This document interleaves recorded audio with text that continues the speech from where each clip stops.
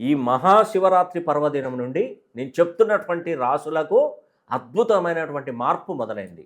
మీ తలరాత మార్పు చెందింది.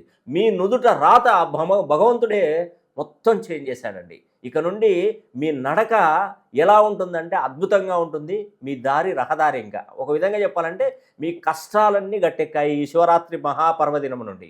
వీలైతే ఈరోజు అర్ధరాత్రి 12:15 లోపు మీరు శివుడికి పరమశివునికి 108 బిల్వ పత్రాలతో బిల్వార్చన చేసుకోండి. ఇంట్లో చిన్న స్ఫటికలింగాన్ని ఏర్పాటు చేసుకొని తులారాశి వారు, వృషభ రాశి వారు, సింహరాశి వారు, కుంభరాశి వారు, మేషరాశి వారు, మీ దశ దిశ తిరగబోయింది. మీ ఫైట్ మారిపోయింది.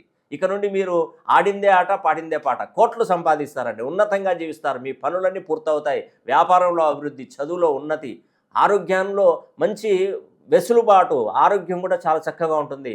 దీర్ఘకాలికంగా ఉన్నటువంటి రుణ బాధలు తీరిపోతాయి.